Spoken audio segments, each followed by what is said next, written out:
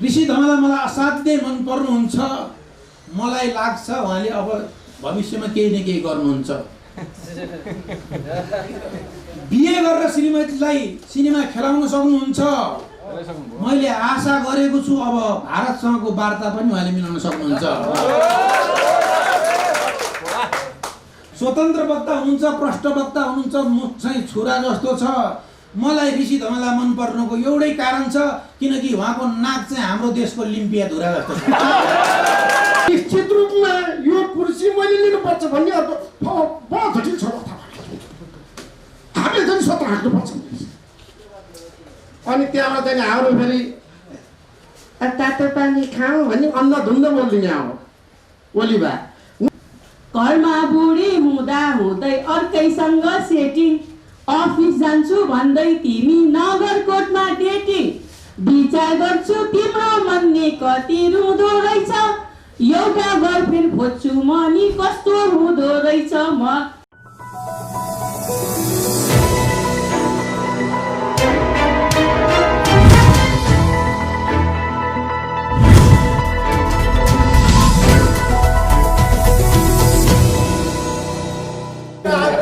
सामाजिक दूरी कायम गर्न पनि सकेसम्म प्रयत्न गर्नुहोस्। त्यसैले आज हामीले प्रयत्न गर्नै पर्छ। हामीले कोरोनालाई भगाउनु छ। आजको गाई यात्राको एउटा सन्देश पनि यो देशबाट कोरोना भगाऊ। हामी सबै मिलेर कोरोना भगाऊ। तिमी जाने भट्टीतिर आज म नि झर्छु, आजैबाट मैले पनि रक्सी सुरु गर्छु, विचार गर्छु तिम्रो मन नि कति रुँदो रहेछ, तिमी जस्तो फिट्टु हुँदा कस्तो हुँदो रहेछ। मलाई फनफनी घुमायो बुढा तिम्पानेले, मलाई त्रिभुवन देखायो बुढा तिम्पानेले। घरमा बुढी हुँदा हुँदै अर्कैसँग सेटिङ, अफिस जान्छु भन्दै तिमी नगरकोटमा डेटिङ, विचार गर्छु तिम्रो मनले कति रुँदो रहेछ, एउटा गर्लफ्रेन्ड खोज्छु म नि कस्तो हुँदो रहेछ म। जति डराउनु डराइयो बुढा कसलाई तेरिन्छ, आज बोयफ्रेन्डसँग गइन्छ बुढो फिल्म हेरिन्छ। यस्तै छ होइन। अब मभन्दा धेरै अग्रज कलाकारहरू पनि आउँदै हुनुहुन्छ। दमन छ, दिनेश भाइ छ। मेरो खासै यो वर्ष के पनि तयार छ, सबैभन्दा सबैजना कोरोना मुक्त हुनुहोस्। गाई यात्राको शुभकामना। जसले जतिसुकै खोजे पनि हाम्रो ऋषि धमला भनेको ऋषि धमलै हो। उहाँले कलाकारहरूलाई पनि एउटा पाठ सिकाउनु भएको छ। उहाँले सोद्धाखेरि उत्तर बताउन नसक्ने र आनाकानी गर्ने कलाकारहरू पनि हामीले देखियो। विभिन्न कलाकारहरूले एउटा प्रदेशको पनि कुन प्रदेश कहाँ छ, कहाँ कतिवटा प्रदेश छ भन्ने कुरो पनि ज्ञान नभएको हामी कलाकारले अचम्म लाग्दो यो दुःखद कुरो हो।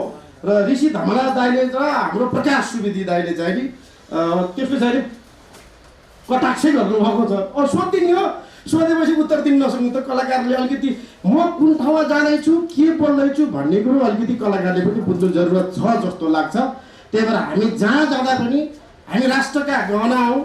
यसर्थमा राष्ट्रको नेतृत्व गर्नेहरूले गहना लाए पनि नलाए पनि हामीले आफ्नो राष्ट्रलाई चिनाउनुपर्छ। विश्वमा नेपालको कलाकार भनेको यस्तो राम्रो हो भनेर चिनाउन सक्ने क्यापेबलको भएर अगाडि बढ्यो भनेदेखि साँच्चै नै देशको नाम चम्किन्छ जस्तो लाग्छ। कति राहत नपाएर मान्छे खान नपाएर चाहिँ भगभगै पनि पिल्सिनु भएको छ नेपालीहरू। तर त्यो कुरो मतलब छैन हाम्रो नेतृत्व तहलाई। मैले निश्चित रूपमा यो कुर्सी मैले लिनुपर्छ भन्ने अर्थ बहुत जटिल छ। हामीले चाहिँ स्वतः हाँक्नुपर्छ। अनि त्यहाँबाट चाहिँ हाम्रो फेरि तातो पानी खाऊ भन्ने अन्धधुन्द बोलिदिने अब ओलीबा। उहाँहरू सबैले चाहिँ खालि कुर्सीको मात्र लुछाचुडीतिर मात्र भएन। देश कता जाँदैछ, जनताले के चाहिरहेको छ भन्ने कुरो भएको छैन। त्यसैले हामीले चाहिँ त्यसलाई फोर्स दिनको लागि, उजागर गर्नको लागि हामी प्रत्येक वर्ष हाँस्यव्यङ्ग्य प्रस्तुति गर्ने थियौँ। तर यसपालि चाहिँ पाएन। अब पहिले सुरुको बेलामा पनि डबाटै सुरु भएको हेर्नुहोस् हाँस्यव्यङ्ग्य प्रस्तुति, डबलीबाट डबाट आयो, अहिले डमै गयो। ड त डमै गयो, डीमा गयो, डिजिटल मिडियामा गयो। हेर्नुहोस् है अहिले हामीले होइन यस्तो मैले कलाकारको भने जो त बोल्न नजान्नु कलाकार आफैमा एकदम सङ्कटमा परेको हो। जो कलाकार दिग्गज भनेर मै हुँ भन्नुहुन्छ उहाँले आफै त्यो ठुल्ठुलोले चाहिँ नि सम्हाल्नु पऱ्यो कि कहाँ के बोल्दा गर्दाखेरि कमी चुपचाप ल्याउनु पऱ्यो, ज्ञान हुनु पऱ्यो, अनुसन्धान हुनु पऱ्यो, कुन ठाउँमा जाँदैछु के बोल्दैछु भन्ने जो अलिकति रिसर्च गरेर जानु पऱ्यो भन्ने जस्तो लाग्छ। त्यो भएर कन्टेन्ट भने धेरै छन्, हामीले कुनलाई सबभन्दा बिग्रेको कन्टेन्ट भनेको राजनीतिक कन्टेन्ट हो, त्यहाँबाट अरू सबै भ्रष्ट भएको हो। अब मुलुकमा 365 दिनै गाई जात्रा छ, एक दिनको गाई जात्राको अब औचित्य सकियो भन्छन्, के भन्नु? हो त्यो सकिया छैन, त्यो सकिया छैन, 100% सकिया छैन। मलाई पनि यो विभिन्न कमेन्टहरू आएको छ, तपाईँहरूको चाहिँ यसपालि भएर अर्को पालि त हुन्छ नि भनेर मलाई आएको छ, त्यस्तो छैन। त्यो मुलुकमा त अब हाम्रो अहिले केपीमा नै गाई जात्रै हो, कसले के हुँदैछ राति कति बजीसम्म सुत्नु हुँदा नि फ्याक्टर बोलिदिइहाल्ने, जे पनि बोलिदिइहाल्ने। तर केपीमा फेरि ठिक होला नि, तर उहाँको धुपौरे खत्तम भयो कि, धुपौरेले गर्दा यो देशलाई विकास भएन, धुपौरेबाट सावधान हुनुपर्छ। नेपालमा नेपाली जनता दुई प्रकारका छन्। नेपाली जनता दुई प्रकारका छन्, अनुशासित र अनुबन्धित। अनुशासित काम कर्तव्य बराबर खान्छ, अनुबन्धित अरूले भने मान्दैन, आफ्नो मालिकले भने मात्रै मान्छ। त्यो व्हिप भन्ने शब्दले ठुल्ठुलो मान्छेहरूलाई, गणतन्त्रलाई पनि बेइज्जत गराएको छ, ठुल्ठुलो व्यक्तिहरूलाई पनि बेइज्जत गराएको छ। वो व्हिपले गर्दा जनविश्वासको प्रस्ताव होइन, व्यक्ति विश्वासको प्रस्ताव पास गराएको छ। घर बसी बसी अर्काले दास बनाएको छ। व्हिप पालन गर्ने सांसदहरू 4 प्रकारका छन्, कोटे, नोटे, भोटे र चोटे। कोटे कोटामा परेको, नोटे नोट खर्च गरेर जितेको, भोटे भोट ल्याएर जितेको, चोटे पटक पटक समानुपातिमा परेको, देशलाई चोट पुर्याउने काम गरेको। हेर्नुहोस्, हामीले धेरै सङ्घर्ष गऱ्यौँ, व्यवस्था बदल्यौँ, अवस्था बदलेनौँ, सरकार फेर्यौँ, संस्कार फेरेनौँ, आँखा फेर्यौँ, नानी फेरेनौँ, मान्छे फेर्यौँ, नेता फेर्यौँ, बानी फेरेनौँ। मन्त्रालयमा आवश्यक कागजात मसलन्द मौजुदा रहन्छ, मन्त्रीको गाडीमा किन ब्रिफकेस हालिन्छ? यो ऋषिजीलाई पनि प्रश्न हुनसक्छ। मन्त्रालयमा मन्त्रीको गाडीमा मौजुदा कागजपत्र मौजुदा हुँदाहुँदै मन्त्रीको गाडीमा ब्रिफकेस किन हालिन्छ भनिन्छ? भिक्षामा जाँदाखेरि कमण्डलु आवश्यक पर्छ। सम्मान त्यहाँबाट स्खलित भएको छ। जहाँ पैसाले पद किन्न पाइन्छ त्यहाँ प्रतिष्ठा विचलित भएको छ। किनबेचको क्रममा तपाईँ किन्न जानुहोस्, बोट किन्न जानुहोस्, रुख फल किन्न जानुहोस्, बोट किन्न पाउनुहुन्छ, गाई किन्न जानुहोस्, गोठ किन्न पाउनुहुन्छ। किनबेचको क्रममा काङ्ग्रेसले उद्योग, इट्टा कारखाना, जुत्ता कारखाना, कपडा कारखाना, कागज कारखाना सब चेट बनायो। कम्युनिस्टले प्रहरी, प्रशासन, अदालत र अख्तियारलाई समेत प्राइभेट बनायो। हेर्नुहोस्, विरोध गर्छन् फाटफुट खाने बेलामा एकजुट, विरोध गर्छन् फाटफुट खाने बेलामा एकजुट, पालै पालो ब्रह्मलुट। कति राम्रो हेर्नुहोस् त, कसैलाई व्हाइट बडी, कसैलाई न्यारो बडी, बाँडी चुडी खान मिल्ने, कति राम्रो प्यारो बडी। एउटा समाज छ, राजतन्त्र स्थापना गर्नुपर्छ भन्ने उहाँहरूसँग एउटा कुरा जान्नु पर्यो। उहाँहरूसँग एउटा कुरो जान्नु पर्यो, यदि राजतन्त्र स्थापना गर्ने हो भने हाम्रो देशमा धेरै वंशले राजकाज गरेको छ, कुन चाहिँ राजवंश स्थापना गरियो त्यो पनि छान्नु पर्यो। मेरो इस्यु यही हो। हेर्नुहोस्, गोपाल वंशी पशुपक्षी प्रिय, किराँत वंशी प्रकृति प्रिय, लिच्छवी वंशी विकास प्रिय, मल्ल वंशी संस्कृति प्रिय, शाह वंशी सम्पत्ति प्रिय। यदि उहाँहरूले भने मान्नु पर्यो भने यही मध्येमा एउटा छान्नु पर्यो। त्यसैले हाम्रो पृथ्वी केले घुमेको छ मलाई थाहा छैन, हाम्रो देश 3टा लाउरेहरूले घुमाएको छ। तोरी लाउरे, छोरी लाउरे र अघोरी लाउरे। ऋषिजी तपाईँलाई इस्यु यही हो। मैले भने तोरी लाउरे, छोरी लाउरे र अघोरी लाउरे। तोरी लाउरे आफ्नो पार्टीको केन्द्रमा आफू मात्रै निर्णय गरेर कुन पार्टीको कुन नेतालाई भोट पुगेको छैन त्यता भोट हाल भनेर कार्यकर्तालाई आदेश दिन्छ। छोरी लाउरे जिन्दगीभर सिद्धान्तको लागि लडाइँ गर्यो, अहिले विपक्षी पार्टीसँग गएर छोरीलाई भोट माग्दै हिँडेछ। अघोरी लाउरे जीवनमा उसलाई केही चाहिएको छैन, आफ्नो भएको सम्पत्ति पनि राष्ट्रको ट्रस्टमा जानेवाला छ, भए जतिको भ्रष्टाचारी र तस्करलाई काखी च्यापेर बसिया छ। हेर्नुहोस्, जनताले धेरै आन्दोलन गर्यो, लोकतन्त्र ल्यायो, प्रजातन्त्र ल्यायो, गणतन्त्र ल्यायो, कता गयो कता गयो। हाम्रो काम चाहिँ सधैँ आन्दोलन र क्रान्ति गर्ने मात्रै भयो।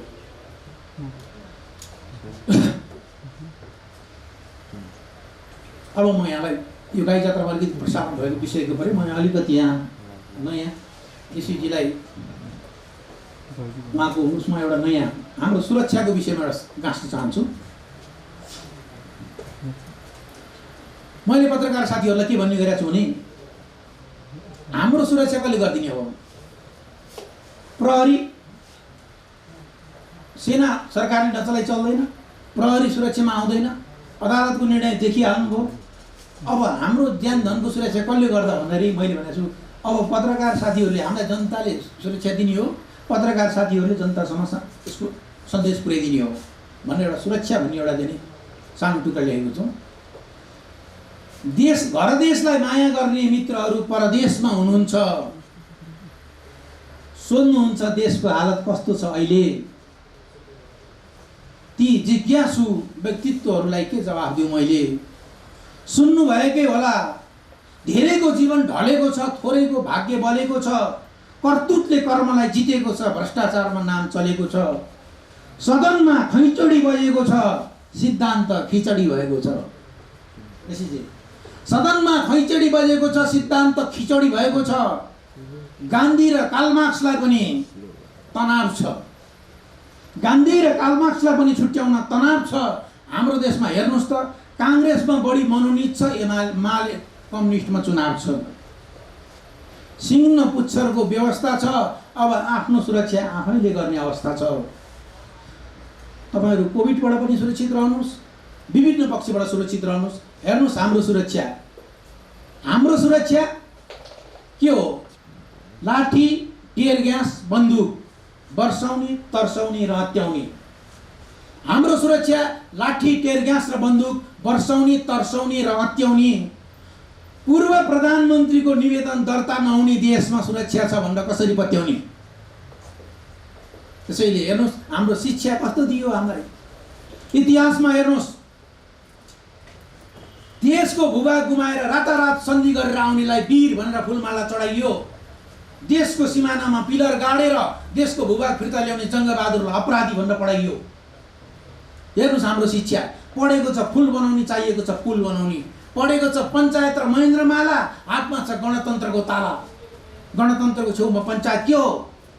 टेम्पोको छेउमा जम्बो जेट। टेम्पो चलाउनेले जेट चलायो भने के हुन्छ? सोझै यमराजसँग भेट। हेर्नुहोस् हालत। कर्मचारी धौधौ छ, उद्योगपति बेहाल छ, उद्योगपति बेहाल छ, नेता मालामाल छ। अब त मलाई यस्तो लागेको छ, देशले एउटा सपुत मागेको छ। अब त मलाई एउटा यस्तो लागेको छ, देशले यो बेला एउटा सपुत मागेको छ, जसले आएर यस्तो कानुन ल्याओस्, अहिलेसम्म राजनीति गरेर कमाएको सम्पत्ति देशको ढुकुटीमा जाओस्।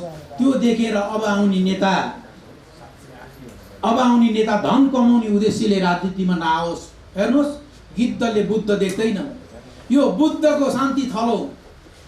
गिद्धले बुद्ध देख्दैन, यो बुद्धको शान्ति थलो। कसैले आँगन नभनोस्, कसैको करेसा नभनोस्। म ऋषि धमालालाई असाध्यै मन पराउँछु। ऋषि धमाला मलाई असाध्यै मन पर्नुहुन्छ। मलाई लाग्छ उहाँले अब भविष्यमा केही न केही गर्नुहुन्छ। बिहे गरेर श्रीमतीलाई सिनेमा खेलाउन सक्नुहुन्छ। मैले आशा गरेको छु अब भारतसँगको वार्ता पनि उहाँले मिलाउन सक्नुहुन्छ। उहाँ प्रष्ट वक्ता हुनुहुन्छ, एकदम स्वतन्त्र वक्ता हुनुहुन्छ, प्रष्ट वक्ता हुनुहुन्छ। मुख चाहिँ छुरा जस्तो छ। स्वतन्त्र वक्ता हुनुहुन्छ, प्रष्ट वक्ता हुनुहुन्छ, मुख चाहिँ छुरा जस्तो छ। मलाई ऋषि धमाला मन पर्नुको एउटै कारण छ, किनकि उहाँको नाक चाहिँ हाम्रो देशको लिम्पिया धुरा जस्तो छ नि। आजको दिनमा तपाईँलाई थाहा छ, हामी नेपाली राजनीतिको विषयमा आज बहस गर्दैनौँ। चित्रबहादुरजी भनिदिनुहोस्, अहिलेको जुन नेकपा एमाले र माओवादीको जुन एकीकरण भयो, एकता गर्नुभयो उहाँहरूले, त्यसलाई कसरी हेर्नु भएको? चित्रबहादुर केसीजी स्पष्ट बताउनुहोस् है। सिधा प्रश्नको सिधा आन्सर। अब चाहिँ सिधा भने पनि बाङ्गो भने पनि कुरो एउटै हो।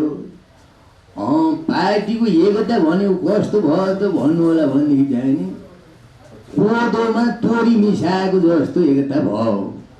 अनिखेरि चाहिँ नि न कोदो फुटेर पिठो निस्कन्छ, न चाहिँ नि तोरी पेलिएर तेल निस्कन्छ। दुईटा मिस्त्री मिलेर मेल बिगारे भन्ने मेरो निष्कर्ष। अहिलेको अवस्थामा समाजलाई कसरी हेर्नु भएको तपाईँले? अहिलेको समाजमा त झम्टिनु पर्यो भने त्यहीँबाट झम्टिनु होला। अहिलेको अवस्थाको समाज भनेको के हो त भन्नु होला भन्दाखेरि चाहिँ नि एक थरले उत्पादन गर्छ र चाहिँ अर्काले चाहिँ त्यसको माल बिक्री गरेर पैसा कमाउँछ। त्यस प्रकारको समाज भागको कारणले गर्दा यो पुँजीवादी समाज हो हामीले भनेकै हो र चाहिँ अब हामी समाजवाद साम्यवादतिर जानलाई के गर्नुपर्छ भन्ने हामी बहस गरिरहेका छौँ। अमलाजी आज जनताले हँसाउनुहोस् न, हाँसै उठेन। जनताले हँसाइदिनु पर्यो, प्रचण्ड बाबुरामको बैठकको कुराहरू निकालिदिनु पर्यो, यहाँनिर कन्टेन्ट हामी निकाल्नु पर्यो होइन ऋषिजी? चाहियो माल निकाल्नु पर्यो, नयाँ नयाँ कन्टेन्ट दिनु पर्यो भनेर उहाँले भन्नुहुन्छ। मैले भनिसकेँ त माल आफूले उत्पादन गर्ने अर्काले बिक्री गर्ने त्यस प्रकारको समाज छ भनेर मैले अघि भनिसकेँ त। दोहोरो कुरा तपाईँ किन सोध्नुहुन्छ? त्यस भएको कारणले गर्दा तपाईँ त गोस्वामीलाई पनि चाहिँ तपाईँले आफ्नो बसमा राख्ने प्रकारले झम्टिनु भएको छ। एकचोटि झम्टिनुहोस्, त्यसपछि हामी बिदामा आऊ। Thank you so much. आजको दिनमा हामी रिपोर्टर्स क्लबमा चर्चा परिचर्चा बहस गरिरहेका छौँ। हिजो भर्खर तपाईँहरूले हेर्नुभयो होला, गोस्वामीजीको मैले झम्टेर उहाँको आन्द्राभुँडीको बाहिर निक्लिने गरी तर्साएको छु। तर्साकार र चर्काकारको विषयमा हामीले बहस गरेका छौँ, चर्चा परिचर्चा छलफल गरेका छौँ। आजको दिनमा नेपाली पत्रकारिता कुरा गर्ने भनेदेखि मसँग चर्किनु कसरी पर्छ भनेर धेरैले सिक्नु भएको छ। त्यसैले युट्युबमा पनि धेरै साथीहरू त्यस्तो आउनु भएको छ, कति त यहाँ पनि देखिरहेको छु। Thank you so much, thank you. तपाईहरुसँग ठुलो मेरो विचार थियो, विमर्श थियो। पत्रकार ऋषि धमला जस्तो व्यक्तित्वलाई आज हामीले रिपोर्टर्स क्लबबाटै फेरि गाई जात्राको दिनै म त त्यति आएको पनि थिएन, फेरि आज म आइराखेकै छु।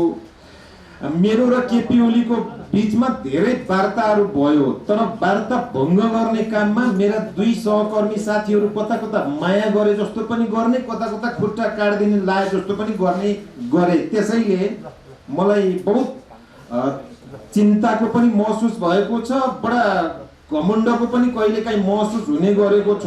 मैले 24 घण्टामा 22 घण्टा त यो मदानी मोत्ने काममै म लागिराखेको छु। फेरि वास्तवमा कहिले पनि त्यो घिउ चाहिँ आउँदैन, अनि घिउ नआउने भएपछि कतै जिउै पो बिग्रिने हो कि भन्ने पनि मलाई भइराखेको छ।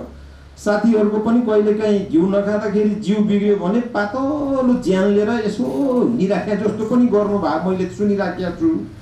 मलाई 2.5 वर्षमा सत्ता छोड्छु भनेर हिजो त्यत्रो जेन्टलम्यान एग्रिमेन्ट गरिदिसकेपछि अहिले फेरि 2.5 महिना कटेपछि त कुरै मिल्दैन। वार्तामा आउनुहोस् न, हाम्रा साथीहरू सबै ढोल बजाएर आइसके भनौँ, उहाँ निस्किनुहुन्न। कहिले पेट दुख्यो भनेको छ, कहिले टाउको दुख्यो भनेको छ, कहिले युरिक एसिडले खुट्टै टेक्न सकिन भनेको छ, कहिले मलाई त कन्सिरीका रौँ तातिसक्यो भनेर भनेको छ, कहिले अस्पताल जान लागि भनेको छ, कहिले चिया खाँदैछ बद्दे भनेको छ। यसले हामीलाई ठुलो एउटा पीडाको महसुस पनि भयो। त्यसैले अब वार्ता गर्ने दिन पनि लगभग समाप्त हुँदैछ।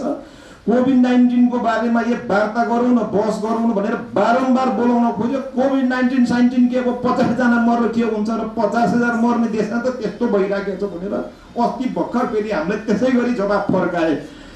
वास्तवमा यो बुढा भइसकेपछि कहिलेकाहीँ मान्छेले बुढो भएपछि न्यु खोज्छ, यो वस्तु चाहिँ अलिकति न्यु खोज्यो भने भिड खोज्छ भने जस्तै भइराखेको छ। म त्यसैले फेरि अब वार्ता अब कि खुमलटारमा मात्रै हुन्छ कि बालुवाटारमा मात्रै हुन्छ, बिचमा केही हुँदैन। धन्यवाद सबै पत्रकार साथीहरूलाई। जसरी हुन्छ हाम्रो जेन्टलम्यान एग्रिमेन्ट चाहिँ पुरै पास गर्नुपर्छ भन्ने नै चाहिँ धन्यवाद।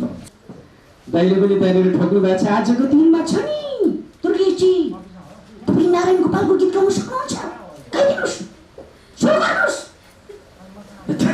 तुर्गेश दाइले नारायण गोपालको गीत भनेर भक्तराज आचार्य गीत गाइदिनु। तपाईँ रामकृष्ण ढकाललाई पनि चिन्नुहुन्छ नि, उहाँको पनि गीत त सुन्नु भएको छ। आजको दिनमा गाइदिनुहोस् त जान्न चाहन्छ। उहाँले फेरि रामकृष्ण ढकालको गीत गाएको एम्बरालको गीत भनेर रामकृष्ण ढकालको गीत गाइदिनु। मलाई हाँस चाहिँ दुर्गेश थापासँग उठाइदिएको खास ऋषि धवाला थाइसे उठेर त्यति भन्दा नि दाइ ठिक तपाईँले राम्रो गीत गाउनु भएको छ भनिरहेको भएको छ। अनि मैले दाइलाई नम्बर खोजेर फोन गर्नु पर्यो एकचोटि भनेर दिएँ। छिटै भेट्दा दाइ खुसी लाग्छ। त्यसरी गाउँदा पनि दाइले सपोर्ट गरिरहनु भएको छ क्या हामी कलाकारलाई। क्रस क्वेसन नै छैन, यो गीत त नारायण गोपालको होइन नि भन्नु भएको छैन क्या। ठिक राम्रो गाउनुभयो, अर्को कुनै गाउनुहुन्छ भनेर प्रोत्साहन गरिरहनु भएको छ क्या दाइ।